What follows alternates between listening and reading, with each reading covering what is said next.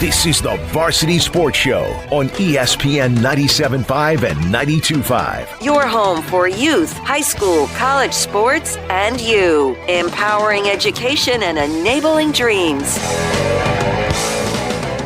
Hello everyone, I'm Douglas Santo and I go to Arizona State University. Welcome to the Varsity Sports Show on ESPN 97.5 and 92.5 FM radio.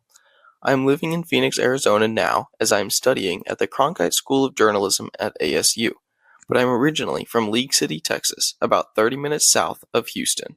I grew up with a deep love for sports, and living near Houston, I became a huge Houston sports fan.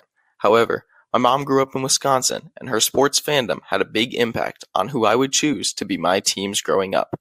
My favorite sport is football, and I'm a die-hard Green Bay Packers fan, and always will be.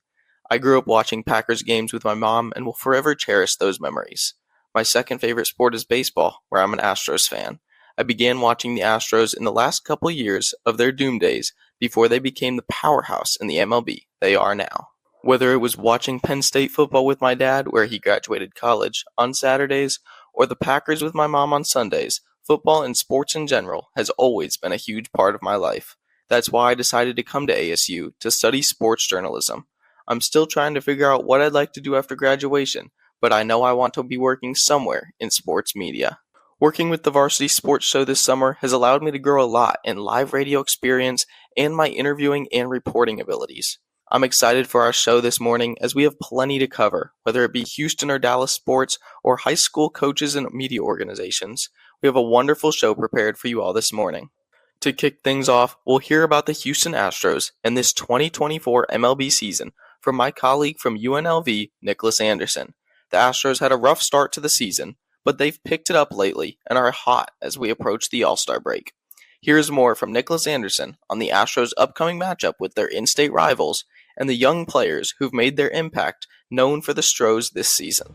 This is Nicholas Anderson from the Hanks Greenspun School of Journalism at UNLV, reporting for the Varsity Sports Show. We have just reached over the halfway point in MLB baseball, and boy, our standings shaking up approaching mid-July. The 2024-2025 MLB season looks to be another thrilling chapter in baseball history, marking intense competition, emerging talents, and evolving strategies that continue to change baseball.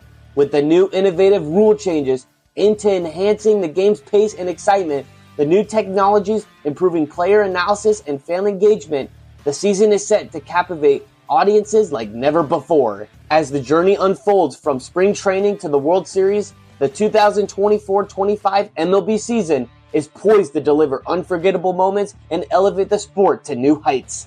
For our local Houston Astros, the Astros currently sit in the middle of the pack with a record barely over 500 and currently sit second in the AL West, poising themselves for another playoff berth. The Astros come off a series against the Marlins and are amped up for a thriller series against the defending World Series champions, the Texas Rangers, on July 12th through July 14th. As both teams are part of the AL West division, these games are crucial for division standings. Star players like Jose Altuve and Alex Bregman from the Astros and Corey Seager and Marcus Semien from the Rangers look to be pivotal in deciding the outcome of the series. Both teams have passionate fan bases, and the atmospheres in the stadiums will be electric. With this series being played at Minute Maid Park in Houston, we can expect a vibrant and energetic environment for the Astros during this series. The Astros have also made some moves throughout the season to help them reach a playoff spot. The trade that landed Josh Hader can definitely help the Astros. The rise of Joey Loperfido has earned his first major league call-up in 2024 and provides impact and versatility. The AAA standout Jake Bloss has made a whirlwind journey from high A to the majors, and Shea Whitcomb, who is a potential major leaguer with improved skills. As the 2024-2025 MLB season continues to unfold, the Astros continue to grind their way towards October. With its blend of seasoned veterans, rising stars, and innovative strategies, the season is set to captivate fans from opening day through the final out of the World Series. The intense rivalries, record-breaking performances, and dramatic storylines will offer countless moments of excitement and inspiration. It's incredible that the 2024-25 MLB season is poised to be a memorable journey that celebrates the game's timeless appeal and ever-evolving charm. From the Varsity Sports Show, I'm Nicholas Anderson. We'll see if the Astros can continue to improve to make a run for the playoffs in the second half of the season. Next, we'll hear from my colleague from Madison, Wisconsin, Mark Buerger, on how the Houston Dynamo fared in the U.S. Open Cup and how their regular season is going. Hello, everyone. This is Mark Buerger from the University of Wisconsin-Madison, reporting for the Varsity Sports Show. Let's recap the Houston Dynamo season from the U.S. Open Cup, MLS regular season, and preview what they're going to be able to do in the current League's Cup coming up later this month. Starting with the U.S. Open Cup. The Houston Dynamo won the U.S. Open Cup last season. However, this season it took an abrupt end in the round of 32 against Detroit City FC 3-3 with a 10-9 victory for Detroit in penalties. It was unfortunate for Houston as they were looking to make another deep run in the U.S. Open Cup just like last year, with goals in that game from Dorsey, Blessing, and Karaskila. Unfortunately for them, that was not enough, as Detroit matched that with 3 goals of their own from Williams, Matthews, and Rodriguez, and it ended with a 10-9 penalties loss in penalty kicks for the Houston Dynamo. So that's how the U.S. Open Cup ended for them, and as for the regular season, they are currently in the 8th spot in the Western Conference, in 21 matches with 8 wins, 6 draws, and 7 losses for 30 points, as well as a +3 goal differential with 29 goals for and 26 goals against. The Houston Dynamo may have had an abrupt end to the U.S. Open Cup, but as we can see in the regular season, they are holding sturdy in a playoff spot. But however, as of Thursday of this week, Minnesota United is only 1 point back of Houston as the first team out of the playoffs. So while Houston is in a playoff spot currently, and in a wild card spot along with Austin FC with also 30 points, Houston has to make sure that they're getting some momentum heading into League's Cup play. As we go into League's Cup play, the Houston Dynamo have 2 games at home at Shell Energy Stadium. These games, the first game will be on July 27th at 7 p.m. against Atlas from Liga MX. League's Cup features teams from Liga MX and MLS for reference. The group that Houston will be in will be Group H, as well as playing against Real Salt Lake at Shell Energy Stadium as well, another team from MLS, on August 5th at 8 p.m. The Houston Dynamo look to take the U.S. Open Cup ending as motivation, and they're hoping they can take that as motivation heading into the League's Cup. This is just the second year that the League's Cup has expanded to all Liga MX and all MLS clubs. So the Houston Dynamo are looking to add on from the U.S. Open Cup and the regular season playoff spot currently, and looking to take that as momentum into League's Cup play. And again, this is Mark Buerger from the University of Wisconsin-Madison, reporting for the Varsity Sports Show. We'll see if the Dynamo can hang on to their playoff spot throughout the rest of the season. Now we'll hear from my fellow ASU colleague, Reilly Robertson, as she gives us an outlook on the Houston Texans 2024 season. Hi, this is Reilly Robertson from Arizona State, reporting for the Varsity Sports Show.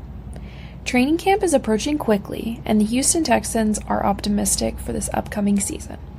The Texans will be playing their first live game on August 1st in the annual Hall of Fame game against the Chicago Bears. This high optimism is led mostly by quarterback C.J. Stroud. Stroud ended last year as Rookie of the Year and led the Texans to their first division title and playoff victory since 2019. Expectations are very high for Stroud, considering he was the number 2 pick and became just the 5th passer in NFL history to throw for 4,000+ yards in their rookie season. This offseason has been a busy one for the Texans, trying to optimize and progress with C.J. Stroud while also trying to upgrade their roster. The Texans were able to bring in KD native and 4-time Pro Bowler Danielle Hunter, who will be a worthy pairing for Defensive Rookie of the Year Will Anderson. General Manager Nick Cesario was looking to upgrade around C.J. Stroud and was definitely able to do that, getting running back Joe Mixon from Cincinnati and receiver Stephon Diggs from the Bills. One player that Houston is hopeful to see an impact on next season is wide receiver Tank Dell. Dell will be coming off a good rookie season where he caught 47 passes for 709 yards and 7 touchdowns. Dell did have impressive stats last season, considering he only played 11 games due to a fractured fibula. Tank Dell is looking to cement himself as one to watch throughout the league, and the Texans are hoping the same thing. With the new acquisitions in Joe Mixon and Stephon Diggs, Dell is definitely going to have to prove himself as a worthy target throughout this year. The Texans are looking to make a statement on the AFC, hopefully capturing that AFC South win again this year. Even though they've had a rocky history, Houston is looking towards this 2024-2025 season with optimism and hope for things to go well. Thank you for listening to the Varsity Sports Show. I'm Reilly Robertson from Arizona State. That was a wonderful segment from Reilly, and I'm ready for football season to come. I'll be cheering hard for the Packers, but I have to admit, it's exciting to see the Texans with so much young talent. With Will Anderson and Danielle Hunter anchoring the defense and C.J. Stroud tossing the ball to Stephon Diggs, Nico Collins, and Tank Dell, this football season will be filled with excitement. Stick around. After the break, we'll hear from Vype Media's Matt Malatesta in an interview with our own Vince DeLisio. I'm Douglas Santo, and you're listening to the Varsity Sports Show on ESPN 97.5 and 92.5 FM radio. ESPN 97.5. Hello everyone, my name is Douglas Santo, and I am a sports journalism major at the Cronkite School at ASU. I am extremely excited to work with the varsity sports team this summer and bring you upbeat and informative sports stories. With the MLB in full swing, the NBA and Stanley Cup playoffs in motion, the Olympics later this summer, and the WNBA underway in the Caitlin Clark era, this summer will be a blast.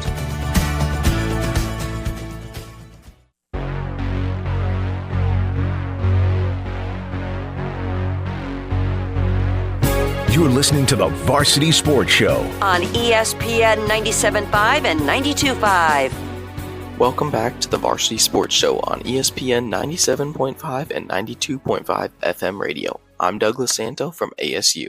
After hearing about the Astros, Dynamo, and Texans from a few of my colleagues, now we get to hear from Vype Media's Matt Malatesta about the high school football recruiting in the Houston area.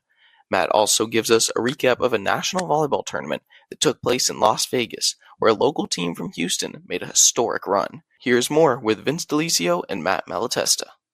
All right, guys, it is time for the Vype Media Report with our old friend Matt Malatesta. Matt, aside from dealing with some hurricane issues this week, one thing that's been dominating the news, actually a couple things, is a little bit of volleyball, but also wanted to talk to you about some expected high school football commitments that are coming up this summer. Yeah, I tell you what, we've had a bunch of kids recently commit over the past couple of days, past couple of weeks, and we got a couple of big ones coming up here shortly. But, this is kind of the season. Everybody wants to get locked in, so they make sure that they have a spot. We'll start up on the north side of Houston, up in Lake Creek, Montgomery. Tremendous running back, Ty Byers from Lake Creek. He's committed recently to Rice, and their quarterback, Eli Marcos, he just committed to Tulsa. A receiver right down the road at the Woodlands, Shane Walker, he's committed to Tulsa as well. Coming a little bit more south, Trent Spence from Klein Collins. He's an outside linebacker, kind of DN 3-4 guy. He's committed to Baylor. He should be a pretty good fit for Baylor on the defensive side of the ball. And Baylor's had a couple pretty, sizable commits recently. Spence, you've also got Ja'Cory Watson. Ja'Cory Watson was a guy that was thought to be the next big quarterback in the city of Houston. He's just a little bit undersized, so he's more of an athlete. Okay. He's committed to Baylor from Shadow Creek, but he's a big name, big kid for Baylor. And then, heading out west, we're going to say, Chase Sims, kind of a guy that was off the radar out of a small school, just a school that just opened, really, from Randall High School. He's a defensive tackle. He recently committed to Texas A&M. That's kind of their first big commit out of the Randall High School program. And then Hightower, a perennial power. They have a DB named Cade Phillips. Great safety, great guy in track. He just committed to University of Texas. Huge get for University of Texas. And then Dane Jones from Ridge Point, a receiver. That's also down in that Fort Bend area. Dane Jones just committed to TCU. So you can kind of see schools from all over the board are getting kids from the city of Houston. Quanell Farrakhan, the Woodlands transfer, who's now at North Shore, he's a receiver. He's expected to commit on Saturday. And Nigel Pringle, he's a Shadow Creek guy, DB, he's transferred to North Shore also. Those two guys, their stock is going way up. He's going to commit Saturday as well. Quanell Farrakhan. Watch out for Deion. Deion Sanders might get him one. He's a tremendous receiver. He could go to Colorado, but he's got a bunch of high major D1. Noah Pringle, also a guy that, will probably be that mid-major, what do we call it now? Power 2, Power 3 conference guy. Yeah. So he's a DB who should also make a program really happy just because of his length as a defensive back. So who do you think, in your opinion, putting the shoe on the other foot now, you mentioned a bunch of names, expected commitments, but what college or colleges do you feel like have made the most headway this offseason that maybe haven't in the past, but all of a sudden have made a big push now, whether it be because of a coaching change or, or just picking up recruiting momentum? Well, I tell you what, Ohio State, which really doesn't recruit down here very well, they got the number one player in the city of Houston, Devin Sanchez. He's also from North Shore. And they've really come through Texas and done a tremendous job. They got a big, the number 2 linebacker in the country from Dallas. He's also going there as well. So Ohio State's done a pretty good job.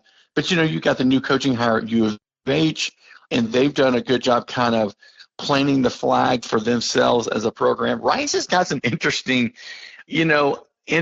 prospects, which is, they're a local program, but there's so much talent in Houston. A lot of kids want to stay at home.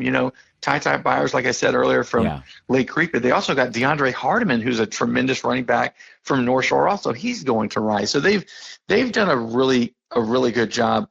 LSU got Charles Ross from North Shore as well. He's one of the top linebackers in the country. So Texas has done well. A&M used to dominate the city of Houston. Now it's kind of slipped a little bit, and now it's kind of going the way of University of Texas with Cade Phillips going there from Hightower. But, Landon Rink from Cy-Fair, the big defensive tackle, he's going to Texas A&M. So it's a little bit more of a balancing act where A&M used to dominate, and now Texas is starting to swing the pendulum a little bit. Well, that was going to be my next question is with the schools at home, the local schools, and how they've been doing and how they feel about some of these kids getting, for lack of a better term, stolen and taken out of state, from their own backyard and how they've been able to counteract that. And if you've heard any other, and you didn't mention Texas Tech, though.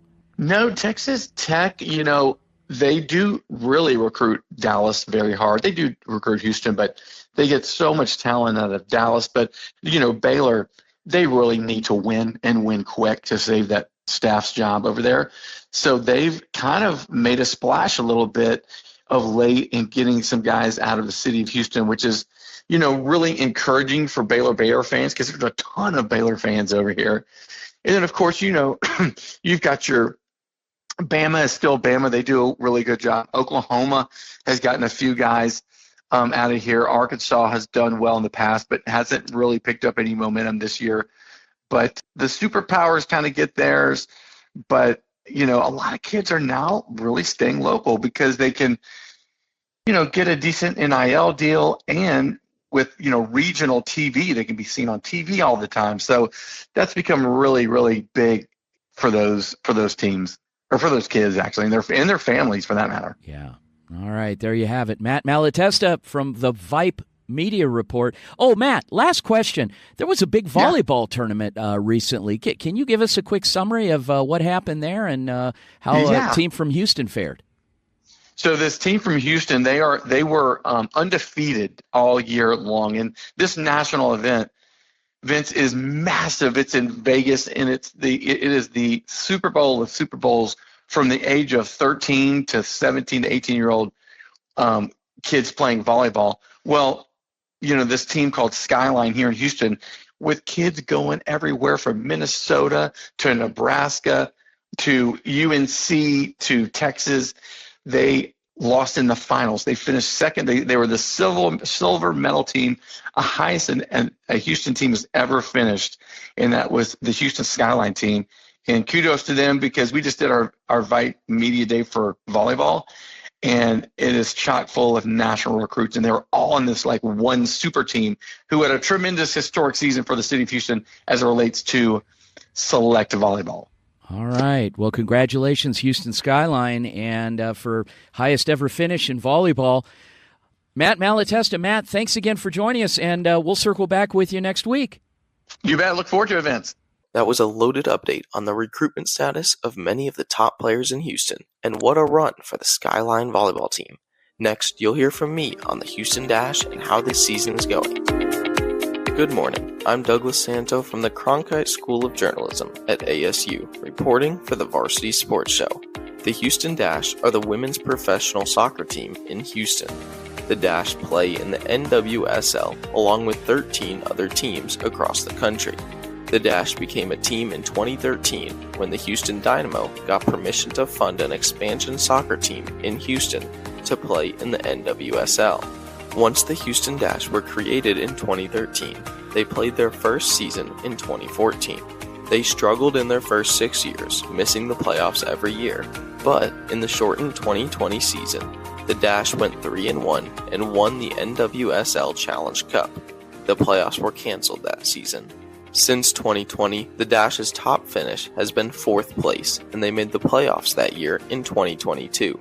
The Dash are struggling this season with a 3-8-5 record so far, and sit in 12th place.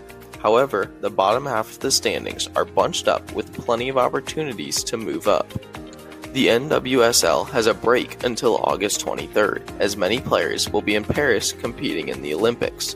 When the season resumes, the Houston Dash will have 10 games remaining.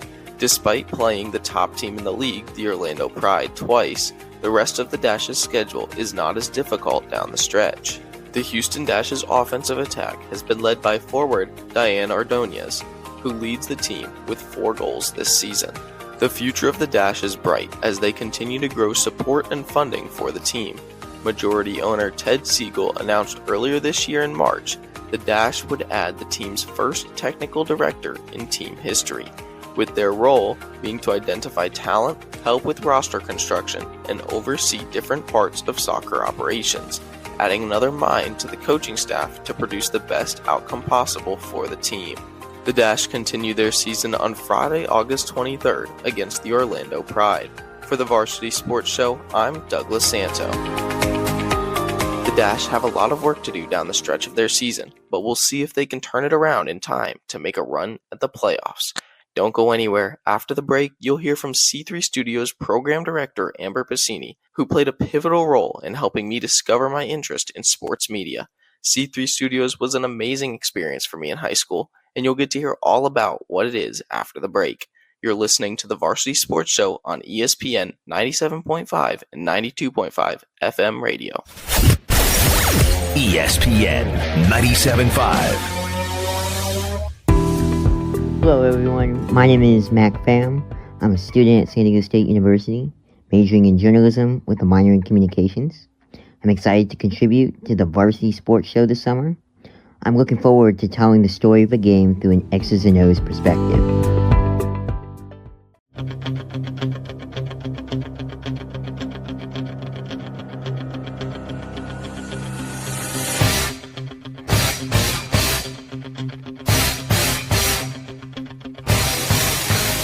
Now back to the Varsity Sports Show with Vince D'Alicio on ESPN 97.5 and 92.5. Welcome back to the Varsity Sports Show on ESPN 97.5 and 92.5 FM radio. I'm Douglas Santo. Next, I had the opportunity to talk with C3 Studios program director Amber Pecsenye from the Clear Creek Independent School District all about C3 Studios and what it provides for high school students. A program that I was fortunate enough to be a part of, thanks to Amber and my AV teacher, John Davis. Good morning. I'm Douglas Santo from the Cronkite School of Journalism at ASU, reporting for the Varsity Sports Show. C3 Studios is the live event production team that produces all the CCISD events at the District Stadium, Challenger Columbia Stadium in Webster, Texas. This week, I had the chance to talk with the program director, Amber Pecsenye, about how it all got started and the opportunities it provides for audio and video students in the CCISD school district. First, Amber explained how C3 Studios started and what the 3 C's stand for.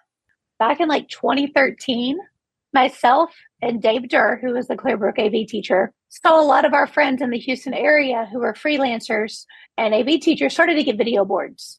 And we knew that we were going to get one soon enough. And so we had kind of poked the bear and said, when we get one, can we build it? Because we saw a lot of our AV teachers were expected to run it, but they didn't have a say in the building process. And that's where the problems were. So not much after that, we ended up with the bond for Challenger Columbia Stadium.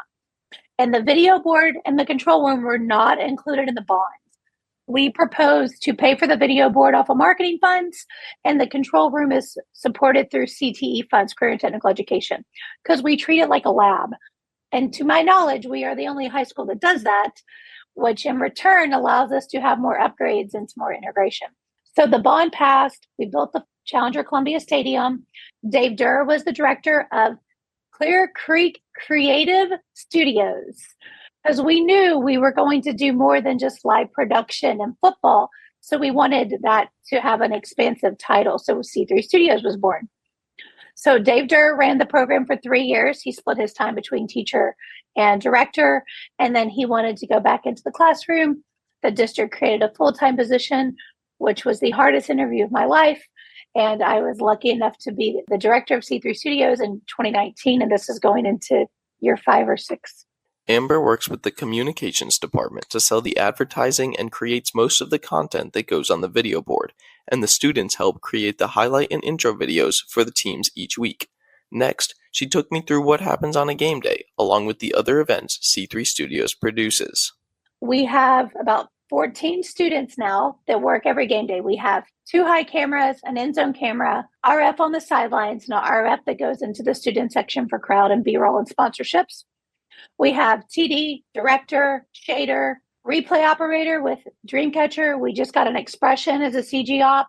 We have pro presenter as a CG op. We also have the live stream / sideboards position, audio, and a field producer. Me as the lead producer with 3 teachers. One is the engineer on the field, one is a floater, and the second one in the control room that's usually teaching replay and shading. My intent is to step out of producer role and to have our former students step into that producer role to keep expanding y'all's knowledge. So on a football game day, our students run 90% of everything that you see. I call the shots for the marketing content, but everything else is ran by students. And with us having these extra teachers on hand, that's why it's a live lab, is when the student's having problems on their camera, we can be instant response. And the kid gets to learn at that moment. It's not an afterthought that will come back 10 minutes later. And that's where I think sets us apart, because I will have support for every position as needed. We have expanded to C3 Mobile. We have a setup over in our robotics event center, which we use about 25 PTZ cameras, and we have 2 to 3 wireless cameras depending on our needs. And we support about 20 robotics events a year. We also support 7 graduations, the livestock show and auction, district convocation, and anything else that's multi-camera district events. Amber then described the intent and purpose for C3 Studios. Our intent is to provide industry standard equipment for these students, to provide them to learn how to talk on comms, when to talk on comms, how to dress, to be comfortable in a live environment. And it's a learning environment. And from there, these kids will go off, some of them straight in high school, to go work in the local freelancing with the universities and pro sports. Then Amber explained how students can get involved with C3 Studios. You're an audio video. You hear our pitch in early August, like 5 days into school, and you come observe a football game. We have learned if a student comes observe a football game, they have a better understanding of live production compared to talk about, oh, I want to be a camera operator. And then they get there and they're like, what? So it's very different. So ideal situation, the kids come observe in the fall, and then they will make sure they have their driver's license or state ID. They are hired by spring break, and they are a full CCISD employee. We pay them $10 an hour now. They got a bit of a raise. And we hire them by spring break. They will then be guaranteed at least 1 graduation shift. but we will also support any other robotics events that we have. They'll sneak in over there. And then they get hired, obviously, like as a sophomore or junior. So I get them for 1 to 2 years with me. We have 5 comprehensive high schools, and we have 1 school of choice that has audio video programs. So any of the students involved in the AV program can take those classes. I also support independent study mentorship. So students who maybe don't have time for a 2-credit advanced class, but they can take a 1-credit ISM. I get to be their mentor. They come and they learn a little bit more about the stadium. They learn how to set up the camera, set up the expression, and all the game day prep. So students who are interested in taking this a step further have that as an opportunity as well. There have been some students who have come through C3 Studios and have big jobs around the country now. But Amber described a different kind of success story to me as one of the most rewarding stories she's seen. I had a kid who worked at C3 in high school and didn't think college was for him. Okay, so he just quit school and went to work at HEB. Nothing wrong with that. And he'd reach out every once in a while, and I was like, let me know when you're in school. I'll help you with your classes. Let me know when you're ready. 2.5 years later, he reached out and said, I'm enrolled in college at the local community college, and can I come back to C3 and volunteer so I can learn and get on crew somewhere? Yes. So this kid came back. He showed up early, stayed late, volunteered. I put him back on payroll very quickly as a trainer. He's now working rodeo, Rice, Dynamo. And so to me, like as a teacher, I'm so proud of that, because that is a kid who had a little bit of a hiccup in his path and knew that we were going to support him no matter what.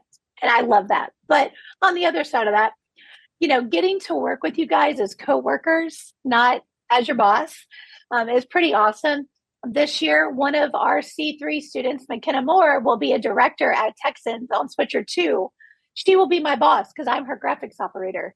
I love that. Like, that is what you want. You want your students to be your boss one day. And Amber ended with why an opportunity like what C3 Studios presents can be so important for high school students.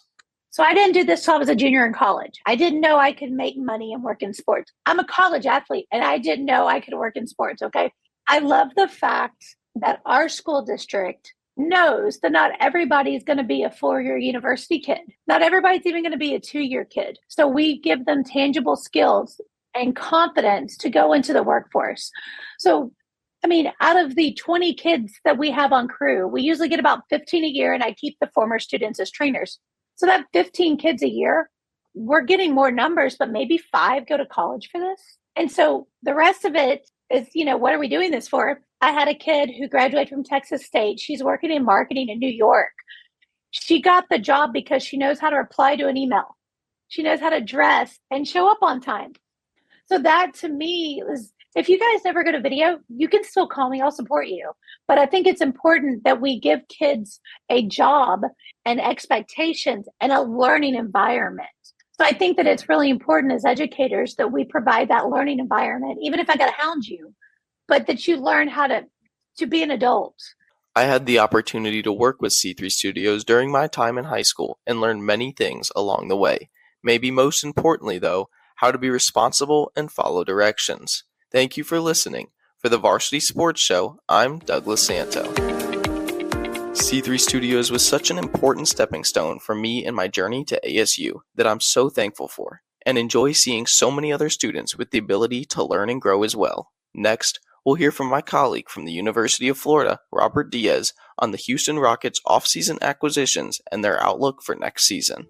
Hello, my name is Robert Diaz of the University of Florida, reporting for the Varsity Sports Show. The Houston Rockets have already upgraded many needs just a few weeks into the offseason so far. While there hasn't been any major moves from Houston, GM Rafael Stone has made small and effective moves to bolster the roster. From drafting elite 3-and-D guard Reed Shepard with the 3rd overall pick and trading for former Atlanta Hawk first-round pick AJ Griffin, the Rockets have brought in competition for the rotation next season. Last year, the Houston Rockets finished 41-41 in the 11th seed. This time for the Rockets is being looked at as a rebuild, so a 41-41 finish is actually a pretty good result. They missed out on the play-in tournament by 5 games. The Rockets are a young team looking to make strides this season. The Rockets will look to improve upon shooting efficiency. The team struggled with consistent shooting, particularly from three-point range. Rookie Amin Thompson, for example, he needs to improve his shooting mechanics and distance shooting. He only hit 8 out of 58 three-point attempts. Second thing that needs to be addressed for this upcoming season is going to be defensive consistency. While there were improvements, the team still had lapses in defensive play. Coach Ime Udoka's system demands strong defensive performances, which the team struggled to maintain consistently. And the third is inexperience. A year will help with this, but the Rockets roster is filled with young players and rookies. There's inevitable growing pains and inconsistencies in performances. However, this should improve as the team has another year together with many of the same players, which will help them grow and develop. Without further ado, here is my projected starting five. At the point guard, we're going to have Fred VanVleet, shooting guard Jalen Green, small forward Dylan Brooks, power forward Jabari Smith Jr. At center, we're going to have Alperen Sengun. The sixth man is going to be Amin Thompson. Seventh man, Tari Eason. Eighth man, Cam Whitmore. Ninth man, Reed Shepard. 10th man, Steve Adams. And at the end of the bench, Aaron Holiday. Thank you for listening. I'm Robert Diaz with Varsity Sports Show. ESPN 97.5. Hello, everyone. My name is Robert Diaz. I'm a sports journalism major at the University of Florida. I am very excited to join the Varsity Sports Show. I intend to cover the NBA playoffs, but I'm open to covering any sport. I can't wait to share my expert analysis throughout the semester and hope to deliver a great listening experience.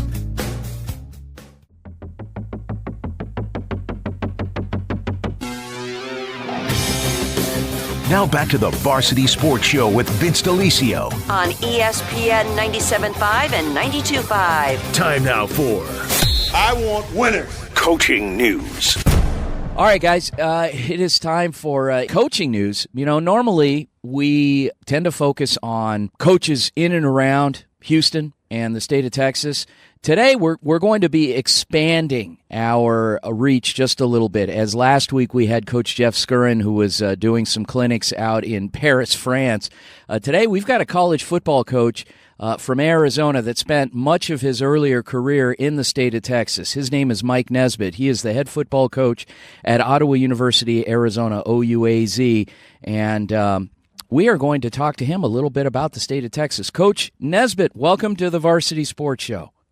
Hey, good, Vince. How are you today? We are doing wonderful. Coach, in setting this up, obviously you spent the last few years in starting and leading an NAIA program and put up some really good numbers offensively and had a couple of postseason appearances there at Ottawa. But you spent some time in Texas, and talk a little bit about your history. You were the offensive coordinator at University of Houston. You spent time at Howard Payne. You were the head coach you were with Blinn Junior College. You were at West Texas A&M. Did you have a favorite?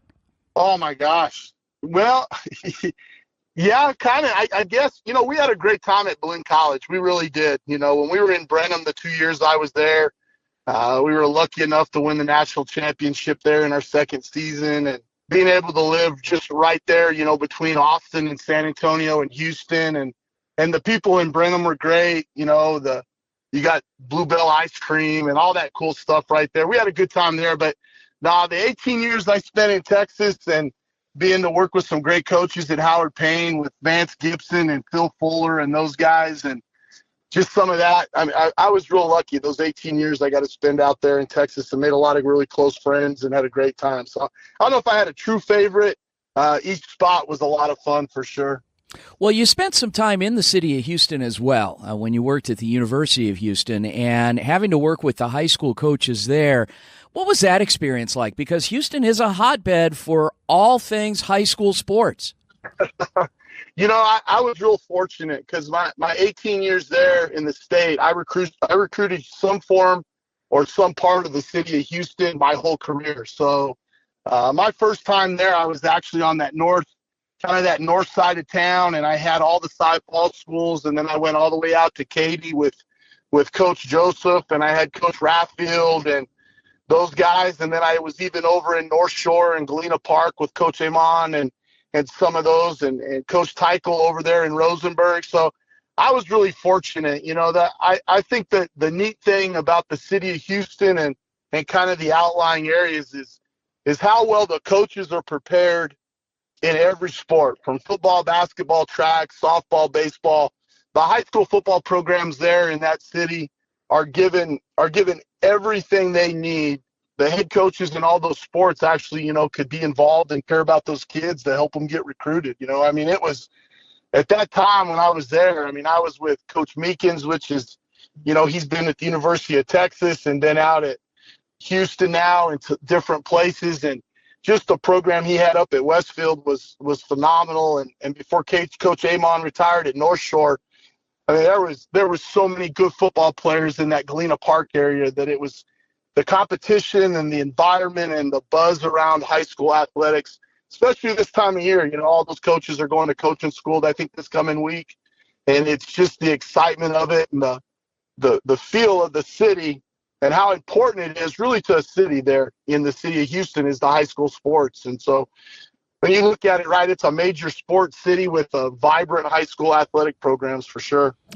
Joined on the line by old friend of the Varsity Sports Show. He is the head football coach at OUAZ, Ottawa University, Arizona, the Spirit, Mike Nesbitt, who spent about the first half of his coaching career all in and around the state of Texas, coaching various colleges, junior colleges, universities, and now we're talking a little bit of recruiting. And Coach, speaking of that topic of recruiting now, how has it been? There are so many schools that come through the state of Texas, that are from outside of the state of Texas, and how's it been going with you and your staff at OUAZ and getting back into the state?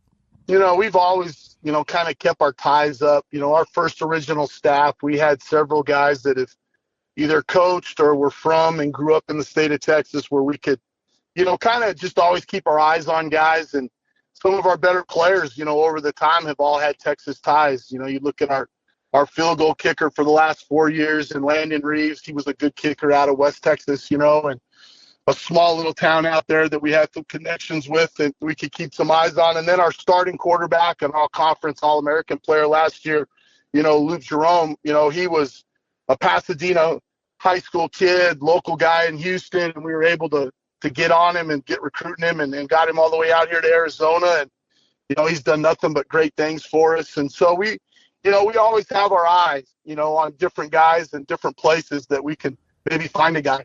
All right. Coach Mike Nesbitt, Ottawa University, Arizona head football coach, and of course spent a lot of years of his coaching career in and around the state of Texas. Coach Nesbitt, thanks again for joining us on the Varsity Sports Show, and much success. We look forward to circling back. Hey, thanks, Vince. I appreciate it. See you in the fall.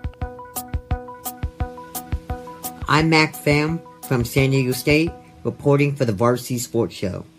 Let's take a look at the Dallas Wings. The Wings are currently last in the Western Conference and have lost 4 of their last 5 games.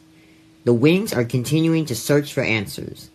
In their last win over the Atlanta Dream, head coach Leticia Trammell spoke about the progression of the team, saying, "We had some adversity hit throughout, and we just played through it. And that's major growth. I'm very proud of them." The Wings have 5 players that are averaging at least double digits in scoring. Coach Trammell addressed her flora of scorers and maintaining a high number of double-digit scores by simply saying, "Just having the confidence and continuing to execute at a high level." One of the bright spots, Orike Ogunbowale, is averaging 23.1 points per game, second across the entire league. She's also averaging just under 5 assists and 5 rebounds per game.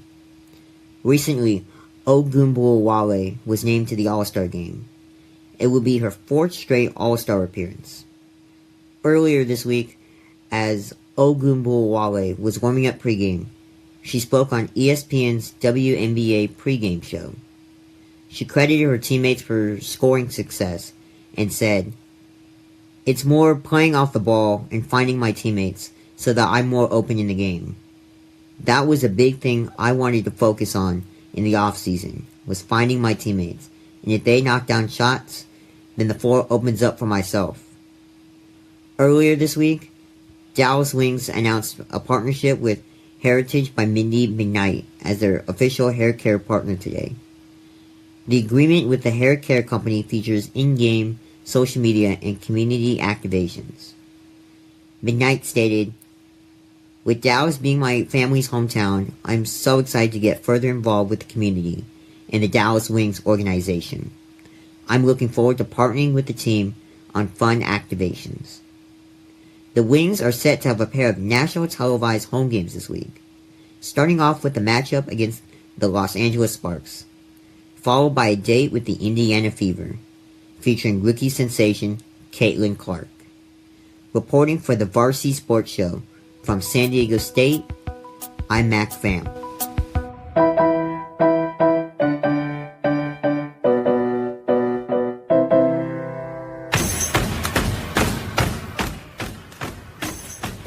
What's going on, everybody? I'm Thaddeaus Mitchell from Texas Southern University, and thank you for listening to the Varsity Sports Show. Today we bring you a heartwarming story of resilience and just community spirit. While Hurricane Beryl wreaked havoc across the whole Houston area, leaving over 2 million CenterPoint Energy customers without power, there was a beacon of light in Houston, Maid Park. On a night when the city was just grappling with the aftermath of the hurricane, the Houston Astros chose to have a game against the Miami Marlins. It went on as scheduled. It wasn't just any game night. It was dollar hot dog night, and the club offered tickets for just $5, providing an affordable escape for Houstonians seeking some happiness through all the chaos. Maid Park offered the way for people to get food for their families and to also have a little bit of excitement. The game itself was very exciting, with the Astros pulling off a dramatic 4-3 victory. The highlight of the night came in the 7th inning when Alex Bregman stepped onto the plate. With one powerful swing, he hit a go-ahead 2-run home run, igniting the crowd and lifting the spirits of thousands who had been left in the dark. That moment wasn't just a game-winning hit. It was a symbol of hope for the people who were just recovering from a natural disaster. The cheers from the stands went beyond the ballpark. It resonated with a community that needed something to celebrate. In times of crisis, it's often that small moments of joy make the biggest difference. For Houston, Maid Park became more than just a stadium. It was a sanctuary, a place where people could come together, forget their troubles for a few hours in a night, and find a feeling of life being normal for a little bit. Many of the fans didn't even plan on attending the game. They just found themselves there. Drawn by the sense of normalcy and community, the official paid attendance reached an impressive 34,776 people, and a staggering 23,018 hot dogs were sold. With a lot going on, it was great to have something simple like a basketball game for people to watch and just have a little fun. Stay tuned for more stories and insight. I'm Thaddeaus Mitchell from Texas Southern University, and thank you for listening to the Varsity Sports Show. We just heard a great interview with Vince and Coach Nesbitt, followed by a great segment on the Dallas Wings by my colleague from San Diego State University, Mac Pham, and we ended with a wonderful, heartwarming segment on community and togetherness through the destruction of Hurricane Beryl, put together by my colleague from Texas Southern University, Thaddeaus Mitchell. That wraps up our action-packed show this morning. Thank you for tuning in. I'm Douglas Santo, and you're listening to the Varsity Sports Show on ESPN 97.5 and 92.5 FM radio. Go Varsity!